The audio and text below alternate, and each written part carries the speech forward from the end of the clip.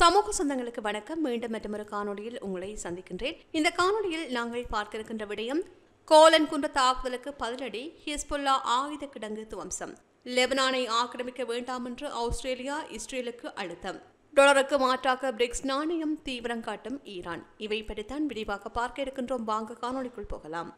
Israel ஆக்கிரமித்துள்ள colon குன்றுகள் மீது மேற்கொள்ளப்பட்ட தாக்குதலுக்கு பதிலடி கொடுக்கும் என்று இஸ்ரேல் பிரதமர் பெஞ்சமின் நெதன்யாகு எச்சரிக்கை விடுத்திருக்கின்ற பின்னணியில் ஹிஸ்புல்லா மீது இஸ்ரேல் ராணுவம் தாக்குதல் நடத்தி இருக்கின்றது.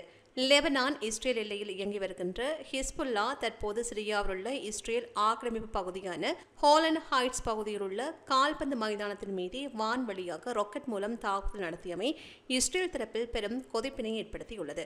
கோலன் குன்றுகள் மீது மேற்கொள்ளப்பட்ட தாக்குதல்களுக்கு பதிலடியாகவே இந்த தாக்குதல்களை மேற்கொண்டுள்ளதாக இஸ்ரேல் கூறுகின்றது. ட்ரூஸ் நகரத்தின் மஸ்டல் சாம்சனை இலக்கு வைத்தே லெபனானின் ஹிஸ்புல்லா அமைப்பு மேற்கொண்ட இந்த தாக்குதல் காரணமாக 12 சிறுவர்கள் உட்பட பல உயிரிழப்புகள் ஏற்பட்டுள்ளதாக இஸ்ரேல் கூறுகின்றது. இதற்கு பதிலடியாகவே லெபனான் மீது இஸ்ரேல் மேற்கொண்ட தாக்குதலில் லெபனானிற்குள் உள்ளே சென்று தென் லெபனானிலும் இஸ்ரேலி விமானப்படை விமானங்கள் தாக்குதலை மேற்கொண்டுள்ளதாக இஸ்ரேலிய ராணுவம் கூறுகின்றது. ஆயுத களஞ்சியங்கள் உட்பட ஹிஸ்புல்லா போராளி குழுக்களின் உட்கட்டமைப்புகள் இலக்கு வைக்கப்பட்டதாக இஸ்ரேலிய ராணுவம் கூறுகின்றது.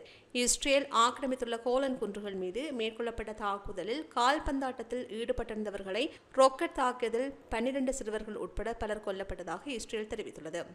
ஏற்கனவே ஹிஸ்புல்லாவை அழித்தொழிக்க லெபனான் மீது இஸ்ரேல் போர் தொடக்கும் என்று பதட்டம் நிலவி வருகின்றது.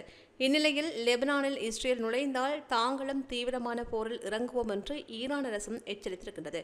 இந்த நிலையில் தற்போது நடந்துள்ள தாக்குதல் மேலும் ஒரு போர் உருவாகும் பதட்டத்தை ஏற்படுத்தி இருக்கின்றது.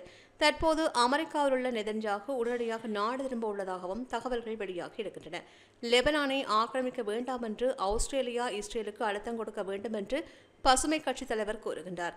ஆஸ்திரேலிய பசுமை கட்சி தலைவர் ஆடம் பென் மஸ்டல் சம்ஸ் மீதான கொடிய தாக்குதலை அடுத்து லெபனான் மீது படையெடுக்க கூடாது என்று இஸ்ரேலுக்கு அழுத்தம் கொடுக்க வேண்டும் என்று அழைப்பு விடுத்திருக்கின்றார்.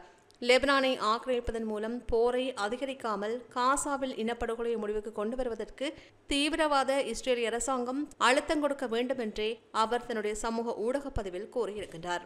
அடுத்து லெபனானுக்கான ஐநாவின் சிறப்பு ஒருங்கிணைப்பாளர் ஜுனைன் ஹெனிஸ், லெபனானில் உள்ள ஐநா அமைதி காக்கும் படைகளின் தலைவர் அரோல்டா லாசாரோ ஆகியோர் ஆக்கிரமிக்கப்பட்ட கோலன் மலைப்பகுதியில் உள்ள மச்சல் சம்ஸ் மீதான ராக்கெட் தாக்குதல் குறித்த ஒரு அறிக்கையை வெளியிட்டிருக்கின்றார்கள். கோலன் மலைப்பகுதியில் மச்சல் சம்ஸில் பொதுமக்கள், இளம் குழந்தைகள் மற்றும் இளைஞர்கள் மரணம் குறித்து நாங்கள் வருந்துகின்றோம்.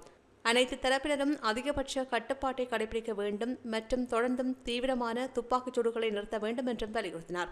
மேலும் போர் அதிகரிப்பு நம்பிக்கைக்கு அப்பாற்பட்ட ஒரு பேரழிவில் முழு பிராந்தியத்தையும் மூழ்கடிக்கும் என்று கூறியிருக்கின்றார். UNIFIL மற்றும் லெபனானுக்கான UN சிறப்பு ஒருங்கிணைப்பாளர் லெபனான் மற்றும் இஸ்ரேல் ஆகிய இரு நாடுகளுடனும் தொடர்பில் உள்ளதாகவே அவர் கூறுகின்றார். இதனால் அங்கு பெரும் பதட்டமான சூழல் உருவாகி இருக்கின்றது என்றுதான் கூற வேண்டும். மறுபுறம் பார்த்தால் லெபனான் இஸ்ரேலுக்கு இடையிலான எல்லை போர் பிராந்திய போரை தூண்டும் என்று ஐநாவின் லெபனான் ஒருங்கிணைப்பாளர் எச்சரித்துள்ளதாகவும் கூறப்படுகின்றது.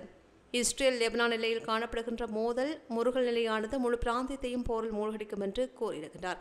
லெபனானுக்கான ஐநாவின் சிறப்பு ஒருங்கிணைப்பாளர் கூறியிருக்கின்றார். காசா போரின் போது தினசரி எல்லை தாண்டிய தாக்குதல்களை பரிமாறிக்கொள்கின்ற இஸ்ரேலுக்கும் ஹிஸ்புல்லாவிற்கும் இடையிலான விரோதம் ஒரு கொதிநிலையை எட்டுகின்றது என்ற அச்சத்தை அவரது அறிக்கை எதிரொலிக்கின்றது.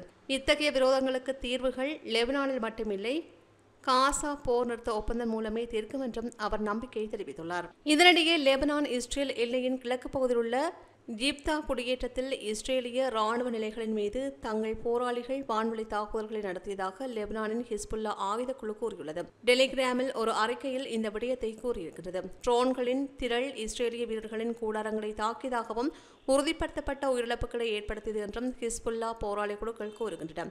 லெபனான் இஸ்ரேல் எல்லையில் கடந்த ஆண்டு அக்டோபர் 7 காசா மீதான இஸ்ரேலின் போர் தொடங்கியதில் இருந்து எல்லை தாண்டிய தாக்குதல்கள் அன்றாட நிகழ்வாகிவிட்டன. காசாவில் நிரந்தர போர் நிறுத்தம் ஏற்பட்டால் மட்டுமே வடக்கு இஸ்ரேல் மீதான தாக்குதல்களை நிறுத்துவோம் என்று ஹிஸ்புல்லா தெரிவித்து வருகின்றது. இந்நிலையிலேயே இந்த எல்லை கடந்த யுத்தம் மாபெரும் யுத்தமாக உருவெடுத்து விடுமோ என்ற அச்சம் சர்வதேச அளவில் எழுந்துள்ளது. அடுத்து நாணய பெறுமதி தொடர்பில் ஈரான் அமெரிக்காவிற்கிடையில் பெரும் யுத்தம் வெடிப்பதற்கான அறிகுறிகள் தென்படுவதாக சர்வதேச வல்லுநர்கள் கூறுகின்றார்கள். ஒரு நாடு பணத்தினை அச்சடிக்கும் போது அதற்கு பல்வேறு விதிமுறைகள் உள்ளன. கட்டுக்கடங்காமல் பணத்தினை அச்சடிக்க முடியாது. அதற்கான மதிப்பு தங்கமாகவோ வெள்ளியாகவோ இருக்க வேண்டும். ஆனால் உலகில் எந்தவொரு வரையறையும் இல்லாமல் அமெரிக்காவின் பணமான டாலர் அச்சடிக்க அச்சடிக்கப்பட்டு உலகம் முழுவதும் பரந்து காணப்படுகின்றது. இதற்கு முக்கியமான காரணம் டாலரை சர்வதேச நாடுகள் ஏற்றுக்கொண்டதுதான். இங்கிருந்துதான் அமெரிக்காவின் ஆதிக்கம் தக்க வைக்கப்படுகின்றது. எனவே அமெரிக்காவின் ஆதிக்கத்தினை உலக அரசியலிலிருந்து புறந்தள்ள வேண்டும் என்றால் முதலில் டாலரின் ஆதிக்கத்தினை முடிவிற்கு கொண்டு வர வேண்டும். குறிப்பாக உலக நாடுகள் தங்களுக்குள் வர்த்தகம் செய்யும் போது டாலரை பொதுப்பணமாக வைக்காமல் தங்களது சொந்த நாட்டின் பணத்தின் மூலம் இந்த வர்த்தகத்தினை மேற்கொள்ள வேண்டும். இது நடைமுறையில் சாத்தியமற்றது. எனவே பொது நாணயம் அவசியமாகின்றது. அந்த பொது நாணயம் டாலராக இருப்பது பிரச்சினை. எனவே வேறொரு பொது நாணயம் அவசியமாகின்றது.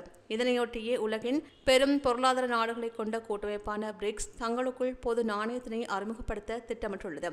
பிரிக்ஸ் அமைப்பு பிரேசில், ரஷ்யா, இந்தியா, சீனா, தென்னாப்பிரிக்கா ஆகிய நாடுகளால் உருவாக்கப்பட்டது. மேலும் பல நாடுகள் தற்போது இணைந்திருக்கின்றன. இதில் ஈரானும் ஒன்று.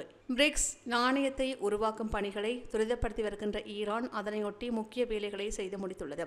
அதாவது இதற்குரிய ஸ்மார்ட் கார்டு உருவாக்கப்பட்டு பிரிக்ஸ் கூட்டமைப்பில் உள்ள நாடுகளுடன் வர்த்தகத்தினை தொடங்கியுள்ளது. குறிப்பாக ரஷ்யாவில் இந்த ஸ்மார்ட் கார்டுகளின் பயன்பாடு தொடங்கியுள்ளது.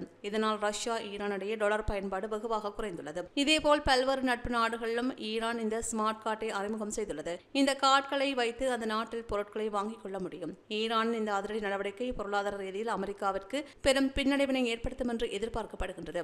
இஸ்ரேல் ஹமாஸ் போரின் காரணமாக இரண்டு தரப்புகளுக்கும் இடையில் மோதல் நிலை காணப்பட்டு வருகின்ற தருவாயில் பொருளாதார ரீதியிலும் அமெரிக்காவை ஈரான் தாக்கி வருகின்றமை அமெரிக்காவிற்கு பெரும் அழுத்தத்தினை ஏற்படுத்தியுள்ளது.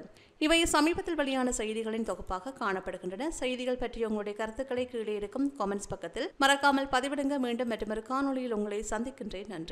இது போன்ற பல செய்திகளை தெரிந்து கொள்ள நம்முடைய சமூக மீடியா யூடியூப் சேனலை சப்ஸ்கிரைப் செய்து அருகில் உள்ள பெல் பட்டனை கிளிக் செய்யுங்கள். மேலும் செய்திகளை உடனுக்குடன் தெரிந்து கொள்ள samoogammedia.com என்ற இணையதளத்தின் வாயிலாக எங்களுடன் இணைந்திருங்கள்.